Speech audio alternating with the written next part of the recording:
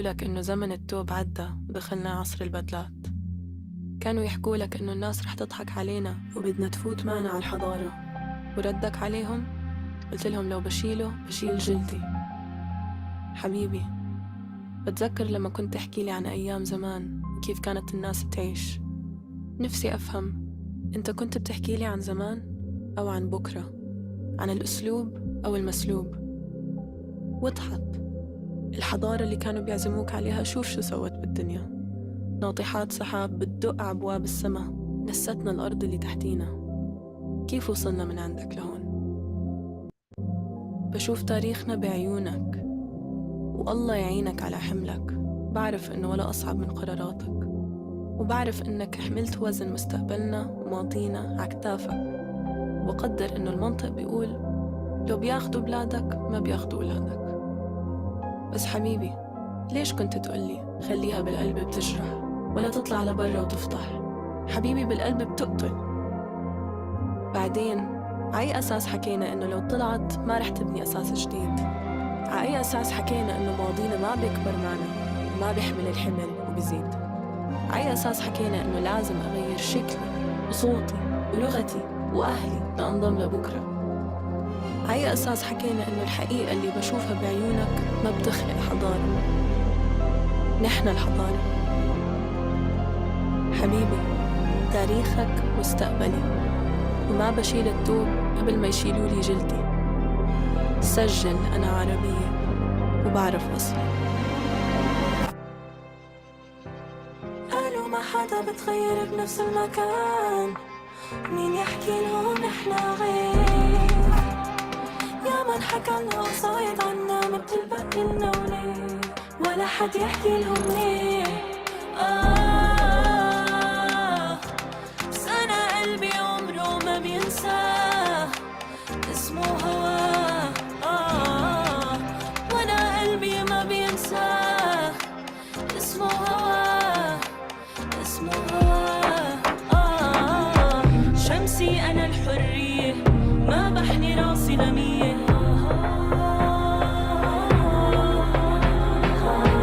Hey folks, just giving a few more minutes for folks to join and then we'll get started.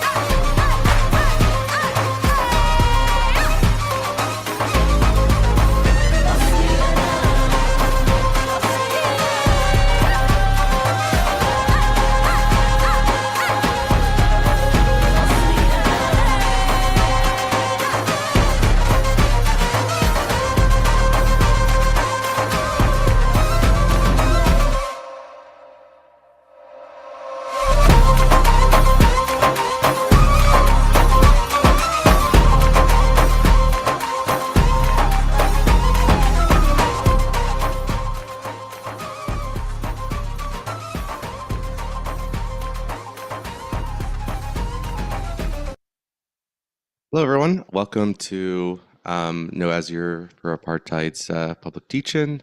talking about Microsoft's active role in Israel's genocide. I will be moderating or sort of facilitating today, and we have a few moderators, so I really appreciate you all joining us to talk about a very important topic at a very important time.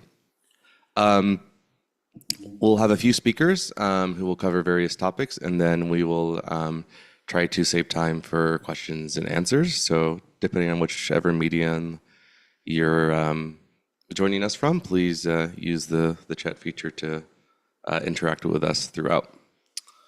With that, I will get us started. So real quick, No Azure for Apartheid. We are Microsoft workers demanding that Microsoft terminate all Azure contracts and partnerships with the Israeli military and government. And we have a few key demands. First of all, IOF off Azure. We demand Microsoft and Microsoft's complicity in the Israeli genocide and apartheid by terminating all Azure contacts and partnerships with the Israeli military and government. Secondly, disclose all ties. We want to make all ties known, all ties to the Israeli state, military, and tech industry publicly known, including weapons manufacturers and contractors. Lastly, we are still calling for a ceasefire, from day one of the campaign. So honor the demands of at time 2,000 employees who had written to Microsoft and told leadership that Microsoft should be publicly advocating for a ceasefire. And then lastly, Microsoft does have its duty to protect and uphold free speech, especially ensuring the safety of Muslim, Palestinian, Arab, and other pro-Palestinian employees who have suffered at the hands of a pretty toxic corporate culture for these people. So that's kind of who we are, and a little bit on what we'll be talking about today. But to ground us, I want to hand it off to our next speaker,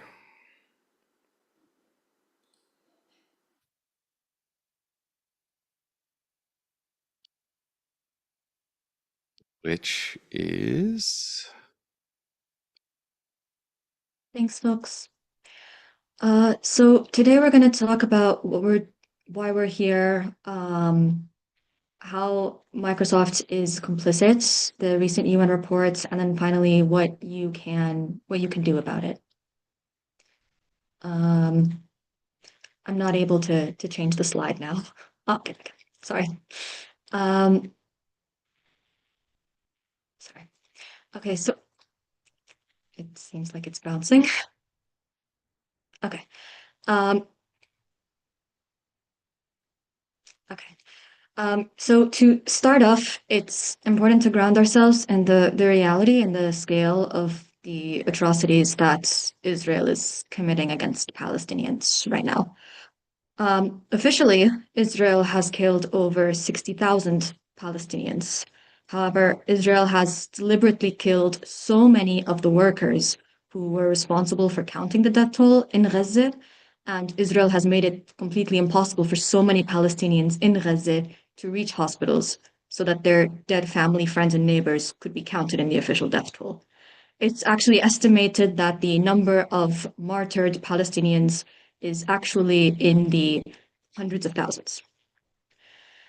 Israel has dropped more than 70,000 tons of explosives on Gaza in the past 22 months. To put that in perspective, can you go back to the previous slide? To put that in perspective, the amount of explosives dropped on Hiroshima were 12,000 tons. Israel has destroyed 92% of buildings in Gaza. Israel has deliberately targeted hospitals and medical staff to decimate the healthcare system in Gaza.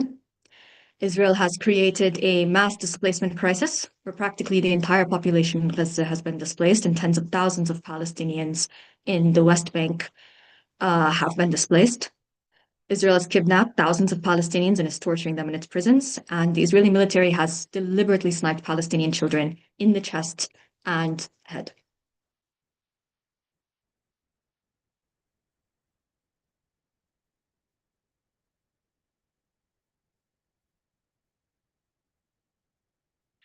Israel has been setting the stage for Israel has been setting the stage for years to engineer a famine in Gaza. In 2006, Israel said it wanted to put Palestinians in Gaza on what they called a diet and under a suffocating blockade. At the start of this genocide, Israel admitted their intent to cut off all food, water, and electricity, and even said that they intended to starve Palestinians multiple times on the record. Israel prevents the entry of aid, has destroyed nearly all agricultural land in Gaza, kills fishermen, shepherds, aid workers, all to starve Palestinians. The famine in Gaza is not some natural disaster. It is Israeli manufactured. It was a deliberate and vocalized decision to cut off aid, destroy all methods of self-sufficiency in food production, and undermine existing aid distribution systems.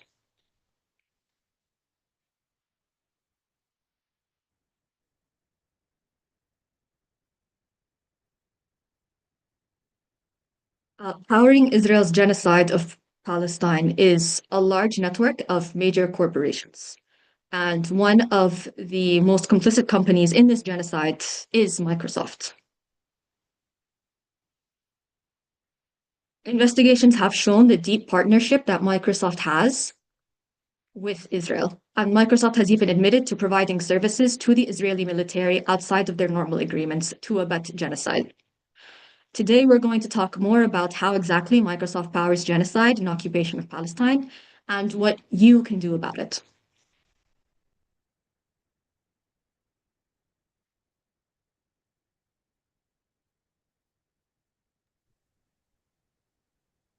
I think there is maybe some delay in some of the slides, so we'll try to go through this as much as we can, and hopefully this also teaching will be recorded online for people to watch back on.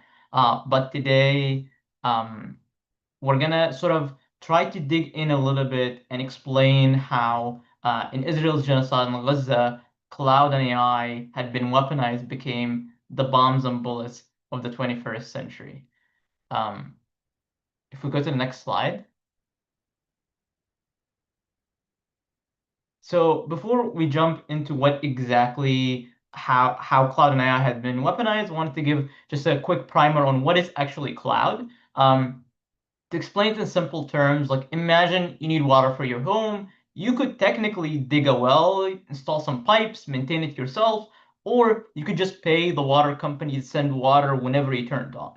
And cloud is essentially that water company, but for computers, where instead of storing your files or running your programs only on your own device, which could be your phone or laptop, you use these remote servers. Think about them as the giant computers and data centers they have seen that you can access via the internet. And if we move forward, artificial intelligence, on the other hand, is a slightly smarter program. So, for example, if you show it, and we can forward the slide a little bit.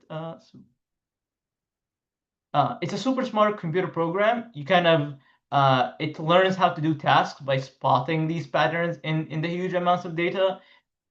So for example, if you show a program 1,000 pictures of cats and dogs, it eventually learned to tell them apart. And if you show it a million sentences in Arabic and their translation in English, it kind of eventually learned to translate Arabic to English. And that becomes really important when we get to talk about how it gets weaponized. So AI does the same thing faster at a massive scale. It learns from the data to make these predictions or decisions. And if we move forward, Azure, which is the name in our campaign, Azure is the name of Microsoft's cloud and AI platform. So when we talk about Azure, we are referring to Microsoft's own version of cloud and AI. So if we go to the next slide. Does anyone remember this photo? This photo goes back to October 2023. And if next slide. Specifically, on October 31st, Israel ordered airstrikes to target the Jabalia refugee camp in the northern Gaza Strip, killing more than 125 Palestinians. And Israel tried to justify this massacre and war crime by claiming it was targeting a top Hamas commander. And while a lot of airstrikes sort of blend in with under this amount of atrocity that Israel and amount of destruction that Israel is perpetrating in Gaza, this one stands out. And the reason it stands out, if you go to the next slide, is that this was actually one of the key airstrikes or key massacres that were confirmed using cloud and AI in the process of conducting this airstrike and conducting this bombardment. And what I'll try to do here is sort of give a simplified flow based on the multiple reports that how the AI-based targeting system that the Israeli military uses, it was utilized in this airstrike. So it starts off with something as simple as the Israeli military using its mass surveillance tools and capabilities to collect text, calls, and footage. But then all of these text, calls, and footage are then stored on Israeli military servers in big databases. And based on sort of the surveillance data, AI systems like GPT-4, which is the same technology that ChatGPT runs on, is used to transcribe, translate, summarize these calls and texts. And following that kind of processing of the data, the surveillance is combined with additional data around like age, gender, and are used to what we call predict a targeting score and populate a target bank. And then a cowardly Israeli military and Arab soldier uses this target bank to authorize strikes to hit. And finally, once the target is authorized, the Israeli military aerial strike system commit another massacre, just like the Jabalia, the massacre of the Jabalia refugee camp in October 2023. What I wanted to really highlight here is that for decades, the Israeli military have committed massacres upon massacres, war crimes upon war crimes, using technologies like surveillance, using technologies like airstrike system. But we are seeing critically in Gaza is that first AI-powered genocide. We are talking about what is in this red box forms a technological backbone that not only enables these airstrikes, enables these massacres, enables these war crimes, it allows it to be accelerated. It allowed for companies like Microsoft to profit off of that genocide. So when we go to the next slide, we'll see that Microsoft is one of the key players that enable, accelerate, and profit off of this genocide. Microsoft provides the Israeli military with Azure cloud and AI and storage services, so it allows the Israeli military to enable and automate that genocide. We know through earlier reports that the Israeli military is Microsoft's second largest military customer after the US military. In 2021 specifically, Microsoft signed a 3-year contract with the Israeli Ministry of Defense worth $133 million. Reports have shown that the military usage of Microsoft AI and Azure OpenAI usage increased in some cases to 200-fold, going from October 2023 to March 2024.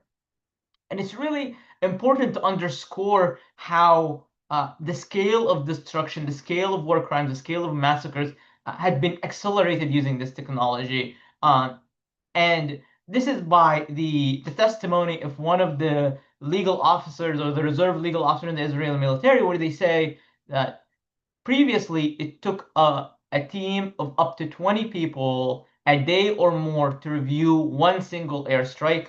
But now with this AI system, the Israeli military is approving hundreds a week. So when we talk about cloud, when we talk about AI, these technologies become part of the Israeli military arsenal, become part of accelerating the genocide, become part of enabling the genocide. And I think it's really important to understand how we can gain accountability or work towards accountability for people who are enabling, accelerating, and profiting off the genocide. Thanks. Next, we have a video on the recent UN report by the Special Rapporteur on the occupied Palestinian territories.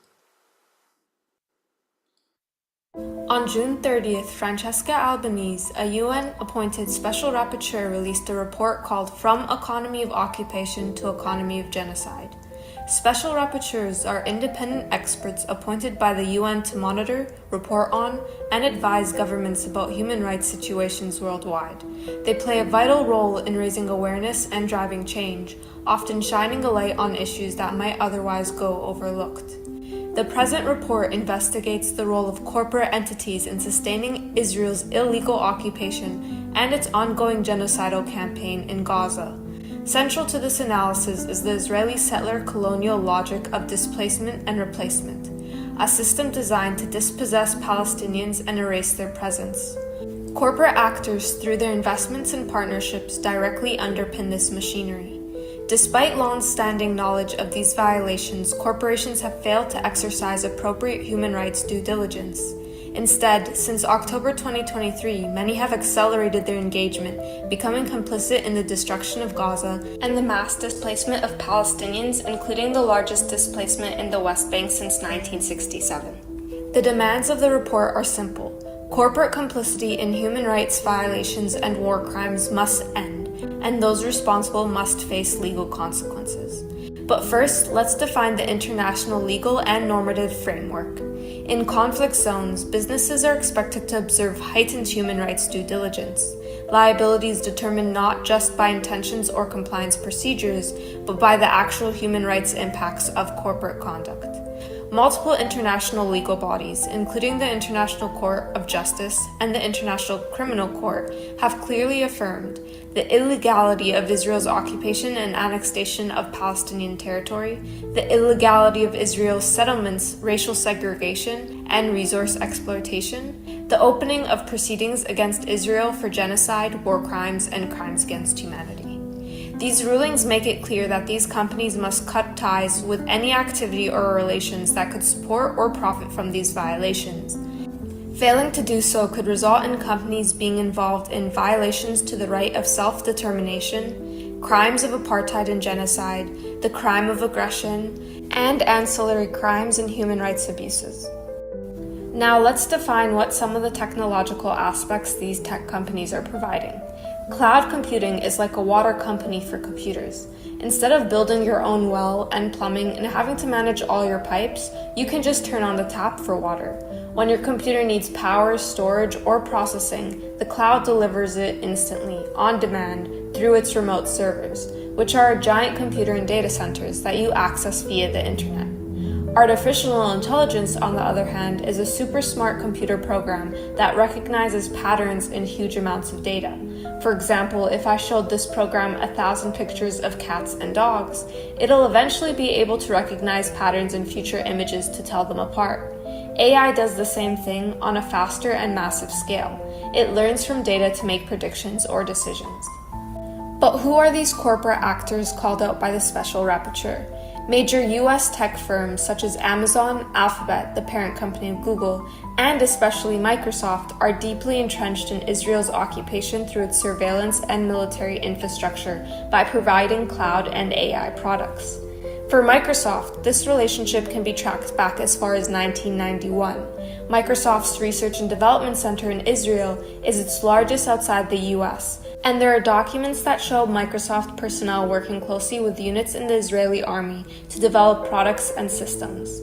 Microsoft's research is directly used to oppress, displace, and murder Palestinians. Its technologies are embedded throughout Israel's public and private sectors, including in prisons, police, and military operations, and more within internationally recognized illegal settlements. Since the early 2000s, Microsoft has steadily integrated its civilian and enterprise technologies into Israeli military infrastructure, while acquiring numerous Israeli cybersecurity and surveillance startups. These integrations have made Microsoft a critical enabler and profiteer of the surveillance state and the militarized control of Palestinians, reinforcing settler colonial domination. In fact, dozens of units in the Israeli army have purchased services from Microsoft's cloud computing platform, Azure, since their most recent genocidal campaign against Gaza began, including units across the air, ground, and naval forces, as well as the elite intelligence squad, Unit 8200. Microsoft has also provided the military with extensive access to OpenAI's GPT language model, the engine behind ChatGPT. Despite growing awareness and condemnation, Microsoft continues to profit from and enable a system that the International Court of Justice has linked to genocide, apartheid, and crimes against humanity. In doing so, Microsoft has not only failed to uphold its human rights responsibilities, it has become materially complicit in the machinery of occupation and destruction. So you may ask, why does this continue? The genocide persists because it is profitable. The Israeli occupation functions as a testing ground for arms and surveillance tech, which are in boundless demand, have minimal oversight, and high profit margins.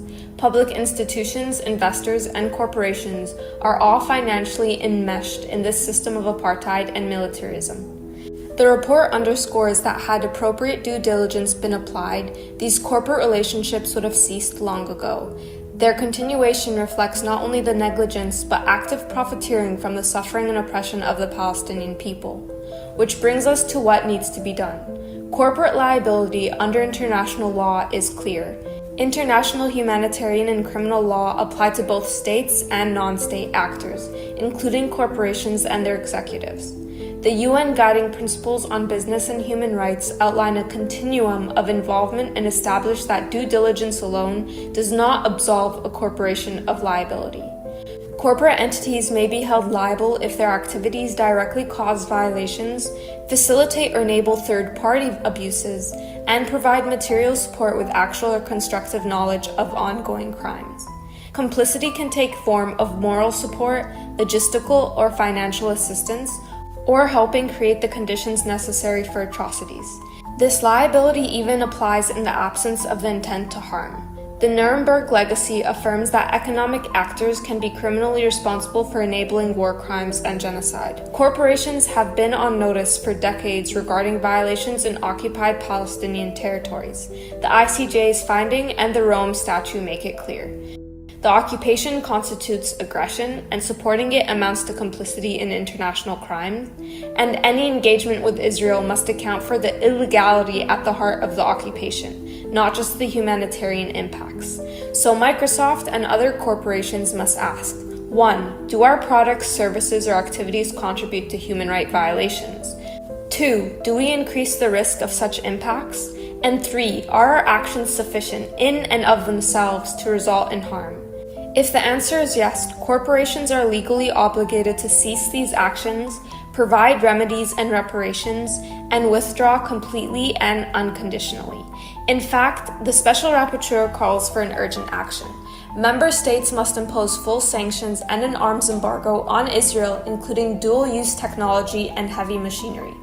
Domestic and international courts must investigate and prosecute complicit corporate executives, and corporations must disengage from the Israeli economy and occupation-related infrastructure until apartheid ends and reparations are made. The devastating reality is clear.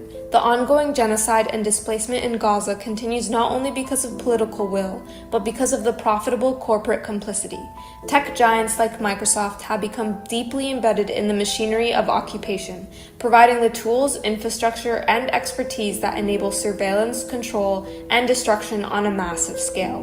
This is not just a matter of business or technology. It is a profound human rights crisis fueled by corporate interests that profit from apartheid and war crimes. The legal frameworks are unequivocal. Corporations that contribute to or enable these violations bear responsibility under international law.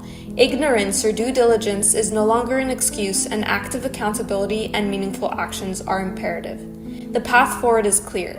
Corporations must immediately cease all operations and investments that support the occupation and violence. In the 1980s, Microsoft made a principled stand against apartheid by terminating its business operations in South Africa.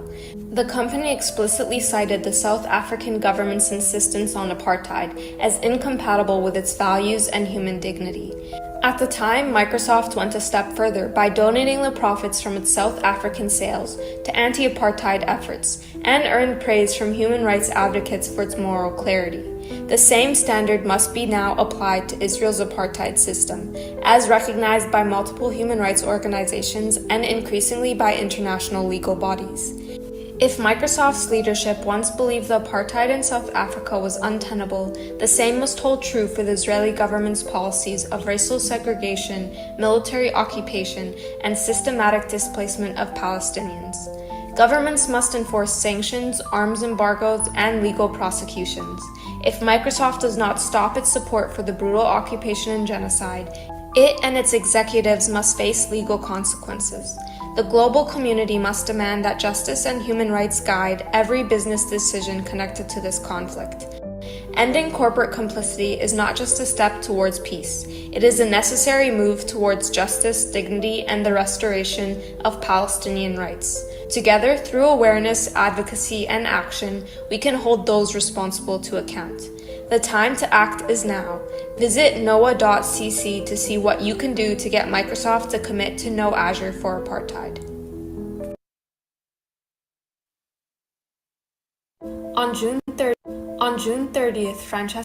So, on that note, we move into our calls to action, which I will hand it over to Hassam. Thank you. So as we saw, the time to act is now. So I'm just going to talk a little bit about what we can all do, whether we work for Microsoft or not, whether we work for a tech company or not, what each single person can do, at the very least, to do what we can to stop this genocide and to stop the companies that are complicit in the genocide. Next slide. So first of all, you can sign our petition. If you go to noah.cc/sign/external, that would be our external facing petition. We've recently crossed the 10,000 signature threshold, which is very exciting, but obviously there's always more that we can get. So if you haven't already signed our petition, please do that now if you haven't already. Secondly, just by a quick maybe show of hands, like who here is familiar with the BDS campaign?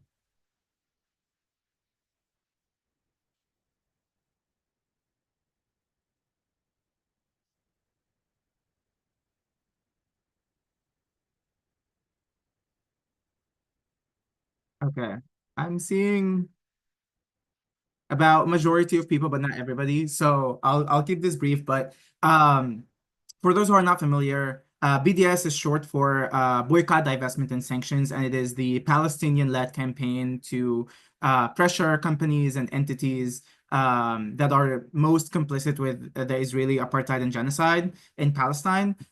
So the BDS campaign was started in 2005 by Palestinian civil society that was urging individuals, corporations, entities, and governments to impose boycotts, sanctions, and divestments against Israel and against companies that are most complicit, most complicit with the Israeli apartheid system. And their strategy is to sort of like focus the boycott efforts on the most movable and the most impactful targets. So those are the targets that are both some of the most complicit companies, and at the same time that are more easily targetable and can be pressured and moved. So recently, Microsoft was added to the priority boycott targets of the BDS movement, which the BDS described as perhaps the most complicit tech company in Israel's apartheid and genocide against the Palestinian people. And by doing that, like Microsoft joins other tech companies that are already on the boycott list, including HP, Siemens, Cisco, and other sort of pressure targets like Google and Amazon, Airbnb, and other tech companies. But that was a clear testament to just how complicit Microsoft has been shown to be. So we are asking people to boycott to the extent possible to boycott Microsoft, but specifically the BDS boycott is targeting Microsoft Gaming. So if you have any Xbox devices, like boycott Xbox, including Xbox Game Pass, including Xbox devices, peripherals, Xbox games, that sort of thing. If you're using any of the games that are owned by Microsoft subsidiaries, so that includes Candy Crush, Call of Duty, any games by Activision or King or Blizzard, those are all owned by Microsoft. But also if you are able to the extent possible, boycott Microsoft products, boycott Copilot, and boycott Microsoft Surface devices as well. In addition to the list of other boycott targets, and boycotts are actually one of the most effective mass actions that anyone can take with very minimal, if zero cost. Lastly, as we've mentioned in the first section, the situation and the forced starvation on the population in Gaza is untenable and is already at irreversible crisis levels. So even though very, very little aid, a drop in the bucket is able to get in, it's still important for us to continue donating and supporting the Palestinian people for the little aid that is able to get in, and also for the people to be able to, after hopefully aid is able to get in, like to have that stuff already ready. So we've received from people on the ground in Gaza have told us that the Samir project is really the primary way that they are wanting to direct people towards. So that is the main way that we're asking people to donate, is to donate to the Samir project. That's based on recommendations from people in Gaza. There's also funds for Gaza, which maintains a rotating list of individual specific fundraisers that people can donate to. So you can donate directly to Palestinian families who are struggling in Gaza. There is also the Middle East Children's Alliance, which is the primary fundraiser that is managed by the PYM, or the Palestinian Youth Movement, and they chose Mecca specifically because they were one of the few organizations that continue to deliver aid to the north of Gaza, which is a lot harder to get to. And lastly, UNRWA, which is the primary UN organization that was responsible for distributing aid in all of Palestine, but specifically also in Gaza. And as folks have probably heard, there is a really vicious targeting campaign to dismantle UNRWA, to defund UNRWA. As a small anecdote, to this day, Microsoft employees are not able to match their donations to UNRWA, even though they could prior to October 2023. So it is really important for us to not erode UNRWA's legitimacy and ability to conduct its operations in Palestine, despite, there's a lot of people who have many critiques of UNRWA, naturally, as any UN organization. But it's really important to not allow Israel to completely erode that organization, because that is part of a wider effort to completely dismantle the issue of Palestinian refugees, because UNRWA is primarily concerned with supporting Palestinian refugee population. What you can do in your community. Obviously, the first thing is mobilize, protest, target Microsoft offices wherever they are, target executives, not just Microsoft, but any complicit corporation, target the Zionist embassies, target the Egyptian embassies, target any entity or corporation or organization that is complicit.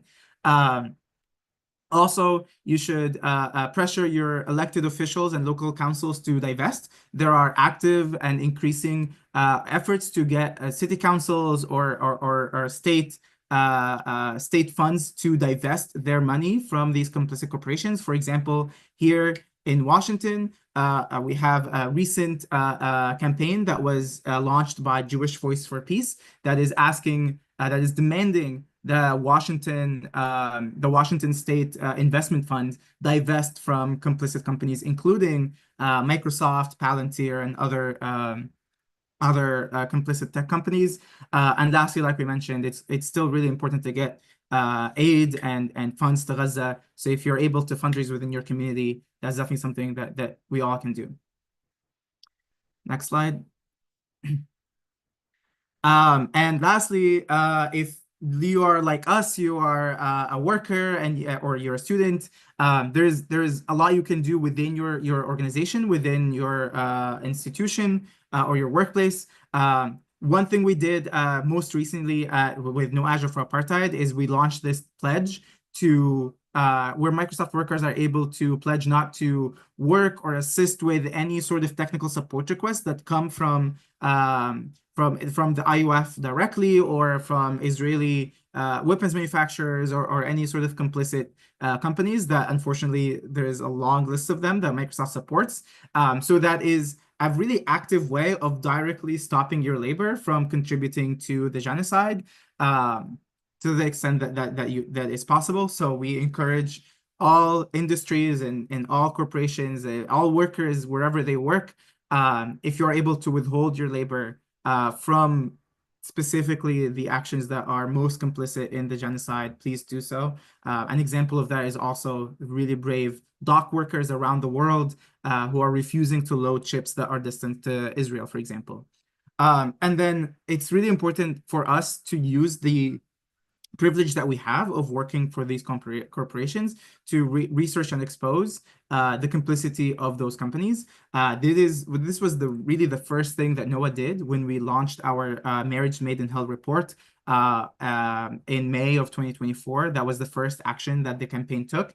And since then, we have been working diligently to uncover as much as possible all the different ways that Microsoft supports the genocide and apartheid in Palestine. And those efforts are the reason that Microsoft is now sort of like one of the main boycott targets for the BDS campaign. And its complicity is more widely known, when before it was just as complicit, but it was just hiding in the shadows. And it is our role as workers to expose that and bring it to light. Next slide. And then lastly, once you've exposed your crimes, once you've the crimes of your corporation, it really is the time to take it to the next level. It is the time to disrupt, to confront. We can no longer stay silent and watch these companies profit off the destruction and the starvation and the genocide of the Palestinian people. We cannot stay silent and let these corporations get away with using our labor against our will to fund these mass atrocities, to power the world's first AI-assisted genocide. So it's honestly past the time of playing nice or appealing to the humanity of executives. Time and time again, it's very clearly shown these corporations only respond to sustained public pressure, and it is upon us to make complicity in genocide untenable, so that this bloody partnership is no longer profitable. That is the simple math that these corporations will understand. We need to make complicity in genocide unprofitable anymore. So some of the actions that NOAA has done over the past year or so, our first in-person action at the Microsoft office was in October 2024 to honor it was a visual to honor the lives of the countless Palestinian martyrs who had been killed in the Microsoft-powered genocide. And as a result of holding that visual during lunchtime in an open space, myself and Abdo, who are here on this call, were fired. But that did not deter our campaign. It did not stop our organizing. And then in February of this year, during one of the CEO's town hall, it was actually the first in-person town hall that he's held in 5 years since COVID. And 5 brave workers stood together and wore T-shirts that spelled out, "Does our code kill kids, Satya?" And since then, the CEO has not dared to have another in-person town hall. In March 20, Microsoft had this PR event to celebrate its 50th anniversary.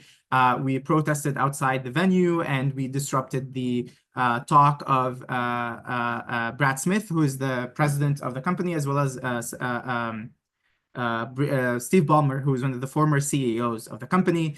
And then probably our most publicized disruption and protest was on April 4 of this year, when again two brave workers, Ibtihal Abu Saad and Vanya Agarwal, disrupted the highly publicized 50th year anniversary event on Microsoft campus, and were obviously fired as a result. And this was accompanied by a protest outside as well on Microsoft campus. Our biggest escalation so far has been during Microsoft Build, where its flagship conference, its biggest developer conference of the year. It was held at the Seattle Convention Center this year. We had sustained protests pretty much every single day of the conference between internal disruptions. Another worker, Joe Lopez, was fired after disrupting Satya's, the CEO, keynote during the first, like literally the first 10 minutes of the conference. We had protests outside, inside, and as a result, Microsoft has actually said they're not going to host Build in Seattle anymore starting next year, which was a big win. And then the most recent action was when we disrupted a so-called responsible AI conference that was sponsored by Microsoft in Seattle University, and we were able to actually prevent Microsoft speakers from actually speaking at the conference. They had to go home, and that's when we left the venue. Next slide. So as a result, these are just a wide array of the actions that we're able to take. And as you can see, there is a lot of different tactics that we've tried. And as a result, thankfully, because of that sustained pressure, we were able to get features on The Guardian, Al Jazeera, The Verge, Democracy Now!, CNBC, and also many others. It's hard to name all of them. Next slide. More importantly than the media coverage of this has been the material impact that we've been able to have, not just on Microsoft, but on the broader industry, when we see these sort of confrontational actions that are happening across the industry, not just Microsoft. But as a result, just to give a small example, tech companies have been ramping up security in all of their conferences. They have been really militarizing their spaces. As a result, that has created a rift between the corporations that want to maintain this flowery image of what it's like to work there, and between the workers who see these companies for what they really are and the extent that they're willing to go by militarizing spaces, brutalizing their workers, firing their workers, shutting down forums and that sort of thing. And that's something we see across the industry. That is a real material impact to these companies, especially a company like Microsoft that loves its brand recognition, that loves its image, and it derives a lot of its value from that image that is seen as more, it's more able to launder its reputation compared to a company like Palantir, for example. Next slide. And like I mentioned, we've seen this happen across the industry. We've seen disruptions happen at Cisco, at Amazon, at Apple, at Google, at many other corporations as well. And we're really seeing tech workers come together and realize that it is untenable to stay silent. It's not possible to continue to allow these companies to use our labor for this genocide. Next slide. So this is just a quick overview of what NOAA has been able to accomplish and what the actions that we've done. And we want this to be a bigger movement than just Microsoft. We are part of a wide ecosystem of organizations, of worker organizing movements that all have the goal of confronting these complicit companies. So if you're feeling moved and inspired by this, we invite you all to join No Azure for Apartheid by filling the form at noaa.cc/join. You don't have to be a Microsoft worker to join, but obviously there is more that can be done if you are. And regardless of the level of anonymity that you want to maintain, there is definitely a very impactful place for you in NOAA. A lot of the work that goes into making these actions happens behind the scenes and by people who continue to remain nameless and faceless. Some of them are in this Zoom call right now. And I just want to make it clear that even though a lot of the most, by definition, some of the most visible members of the campaign are those who get fired and those who like put their employment on the line and put their name out there, but that is not a prerequisite for being part of this movement. Next slide. On the other hand, if you are at Microsoft and you are considering leaving, you are whether it is because your conscience is calling on you to not continue to give your labor to this company anymore, or whether you just simply want to go to a different opportunity, but you want to use that card that you have of the fact that you are leaving or that you're thinking about leaving, then please get in touch with us. I think there is your card that's of you leaving the company is one of the most impactful and valuable things you own as a worker. And if you are able and willing to leave in an impactful way, make a bang on your way out, and really use that card to its fullest potential, that is honestly one of the most valuable things that workers can do, especially if you've already made the decision to leave, or if you're seriously thinking about leaving, or you'd be willing to leave if it meant having a big impact. We can work with you to make your departure as impactful as possible. So we invite you to donate your resignation to the campaign, donate your resignation to the movement. That's how we're framing this. So if this is you, if you're thinking about leaving the company, please fill out the form at noah.cc/donate your resignation. And we'll be in touch to talk through your options. Again, you can still fill out this form and leave in an impactful way, donate your resignation, even if you want to remain anonymous. Next slide. And lastly, this is the slide I want to end on. As a sort of broad call to actions anybody can take. If you're a Microsoft worker, like I said, join the NOAA, first and foremost, noah.cc/join, but also sign our internal worker petition that only workers can sign. So far, we have over 2,000 Microsoft workers, and we obviously want to continue gathering signature, noah.cc/sign/internal. Take the pledge to not support or take or own any support tickets that support the IUF directly or any companies that are complicit at noah.cc/take-pledge.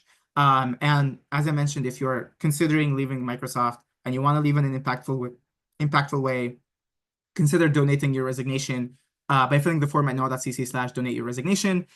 If you're just a person of conscience who is moved by our campaign, again, consider joining No Azure for Apartheid, sign our public petition, learn how to most effectively boycott Microsoft at noah.cc/boycott. And you can also send a letter to Microsoft executives at noah.cc/letter. And stay up to date with the campaign. If you are here already, then you've done this in some capacity, but you can continue to stay in touch by following our social media on Instagram, TikTok, Twitter, and Medium. Check our website at noah.cc and read more about Microsoft's complicity at noah.cc/y. So thank you again for coming and giving us your time. I'll pass it back to my friend here to answer any questions you all might have. Thanks, Hassam. Thanks, everyone. Really appreciate everyone who spoke here and gave information out about our campaign and why we're here. And I really appreciate everyone joining.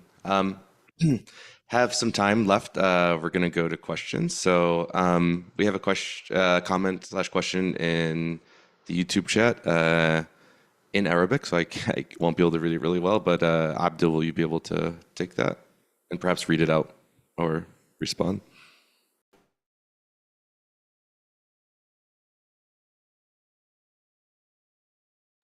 I think it was less of a question, more of like someone from Gaza is chiming in and saying that how they can help.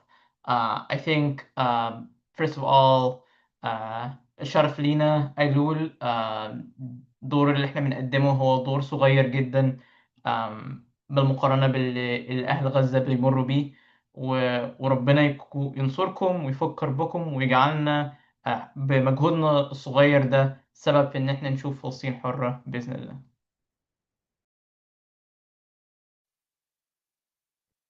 Thanks, Abdul. Pulling in a question from the Zoom meeting. It's written, do you have any insight/information on Microsoft's new quote AI for Good project and how this rebranding could potentially empower the AI models that the IOF uses and thus be dangerous to Palestinian life? Throwing that out there to the moderators here to see if there's an answer to that. I don't particularly know I what can AI for take this Good project question. is. Go for it. While we don't have any specific insight for the AI for Good Microsoft program, since it is generally new, it does seem like it is a rebrand of the AI ethics and society team, which, for those who don't know, Microsoft had an AI and ethics society team and then proceeded to lay off the entire team once it served its purpose. So we are very aware that all of these programs, as you say, are tech washing efforts to make people believe that Microsoft is evaluating the good that it can be used for while hiding the programs or the companies that it sells to that are not using it according to the standards that Microsoft is supposed to be held to. Um, we do have an internal work stream that is to address this, so please join Noah and we'll get you looped into this. But there are ways that you can address AI for good, as well as many companies that have approached us and workers that used to hold workshops using AI for good that have stopped. So we can hook you up there, and hopefully your employer will also realize that it is better to search for alternatives versus using AI for good.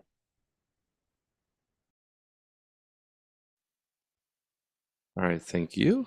There was a follow-up on that related to the question on AI for Good. I would really be interested to hear your thoughts on Microsoft's interest to the UN and aid sector broadly. Hassam, do you want to take that? Yeah, so I apologize if that's not exactly what you're referring to, but Microsoft it was recently one of the sponsors of this UN AI for Good conference. It was one of the highest tier of sponsors. And Microsoft in general has a really close relationship with the UN. For example, Microsoft literally has a UN office at the UN headquarters in New York, like similar to a sort of like a state office or like an embassy or something, which is frankly crazy. I'm not aware of any other private corporation that has this sort of relationship with the UN. So what we're doing is right now we're working with the BDS campaign and with others organizations to try to sort of confront and drive a wedge in that relationship between the UN and Microsoft. For example, we want the UN to actually uphold the recommendations that were in the UN Special Rapporteur's report, which include severing the ties with Microsoft, closing its New York office, ending the contracts that the UN has with Microsoft, which are like huge. Obviously, there's logistical difficulties of doing that if you've been invested in the ecosystem for that long, but that is something we're doing. And we also partnered with the BDS campaign for the protests that targeted the UN conference, the AI for Good conference. So I think in my opinion, I think both of these go hand in hand. It's also similar to the Responsible AI conference that we disrupted here in Seattle in June, where Microsoft I think it's clear they are seeing the negative press. And like I mentioned, Microsoft is one of the companies that cares the most about its image. So they're really trying their best to whitewash and launder their reputation through these conferences and partnerships and programs and AI for Good and that sort of language. And it is sort of our responsibility to confront that and call the hypocrisy wherever we see it. So I'm not sure if that's exactly what we were talking about, but I hope that answers the question. Thanks. A few more. I have a question. Is it possible for NOAA to use open source or smaller software companies for their own infrastructure? I can see why you might want to post to YouTube to build wider audiences or be easily accessible by using Zoom, but it would be nice to use tools without surveillance. Being live on YouTube instead of posting or recording also means many participants of this conversation Many participants of this conversation who don't know how to join anonymously will get tracked. Abdul, you want to take that? I think there was a response in the chat, but thank you again for the call out. I think to just reiterate for folks who are watching on YouTube, we're really trying to strike a balance of the campaign where some of these surveillance platforms are some of the primary ways people need to sort of are consuming their content, are learning about this complicity. And I think, yeah, I think we're going to continue to keep working on ways to connect our community with these alternative platforms so that we're hopefully able to reach out to as many people as possible, as well as keep our community safe. But thank you so much for the call out.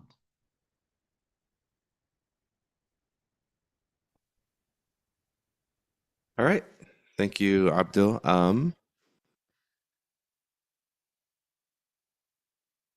I think we are at 1 hour here. I'm not seeing any other questions. So I think we're good to depart. So I really appreciate everyone for joining and the engagement. And again, please use the links currently displayed to get involved. If you're a Microsoft worker, person of conscience, or anyone who just wants to stay up to date with our campaign. It's really crucial that everyone uses whatever privilege or position that they have in society to do anything at all possible to end the genocide. So with that, I think we are good to call it here. Thank you, everyone.